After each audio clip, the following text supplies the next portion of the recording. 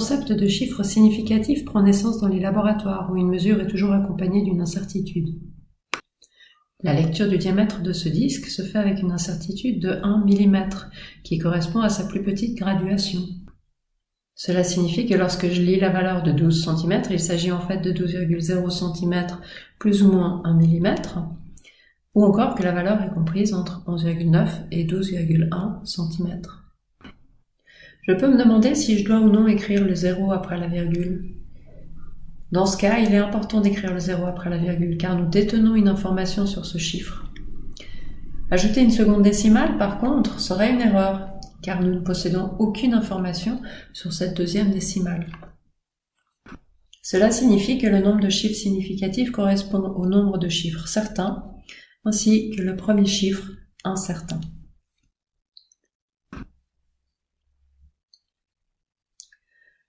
Alors, lorsque je lis 15 ml, il y a deux chiffres significatifs. Lorsque je lis 12,0 cm, il y a trois chiffres significatifs. Et lorsque je lis 2845 mètres, il y a alors 4 chiffres significatifs. Retenons ici une première règle. Les chiffres de 1 à 9 sont toujours significatifs.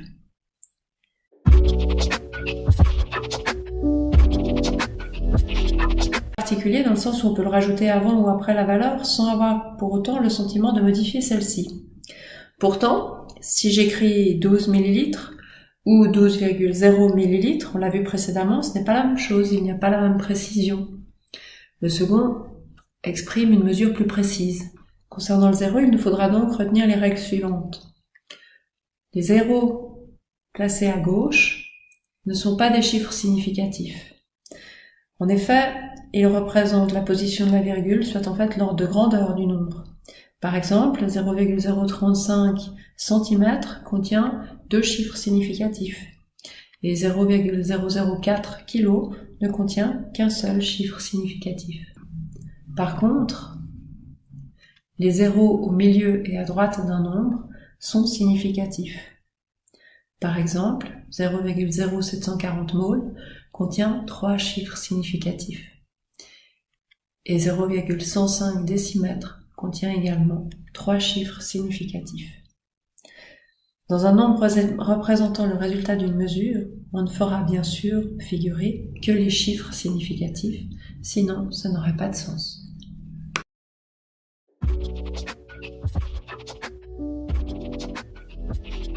Nous nous sommes arrêtés tout à l'heure sur le fait que les zéros au milieu et à droite d'un nombre sont significatifs. En réalité, les zéros à droite ne sont significatifs que s'ils sont situés après la virgule. Les zéros à droite, mais situés avant la virgule, relèvent d'un autre cas. Prenons un exemple. La hauteur du Mont Blanc. On indique que le Mont Blanc mesure 4000 mètres. On a vu dans les exercices qu'il ne mesure pas exactement 4000 mètres. Il s'agit en fait ici quelque part d'un ordre de grandeur. Ce chiffre devrait être indiqué en nombre scientifique, 4 fois 10 puissance 3 mètres. Dans ce cas-là, on comprend bien qu'il n'y a qu'un seul chiffre significatif. En nombre scientifique, si le Mont Blanc mesurait exactement 4000 mètres, on écrirait alors 4,000 fois 10 puissance 3 mètres. Pour le traduire en langage traditionnel et écrire 4000 mètres, il existe une notation qui est peu usitée, mais qui peut être intéressante, où l'on indique, où l'on barre le dernier zéro significatif. Donc ici, les deux premiers zéros, on n'aurait pas besoin de les barrer, on indique le dernier zéro significatif et on comptera tous ceux qui sont avant.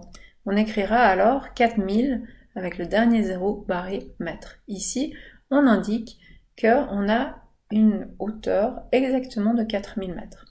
Si je n'avais eu que les deux premiers zéros qui étaient significatifs et le troisième ne l'était pas, eh bien en écriture scientifique 4,00 fois 10 puissance 3, très clair, et pour le traduire, on tracerait le deuxième zéro pour indiquer que les deux premiers sont significatifs.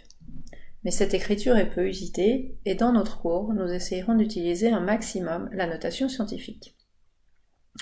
Dans tous les cas, le Mont Blanc ne mesure pas exactement 4000 mètres, mais en réalité, il mesure 4792 mètres.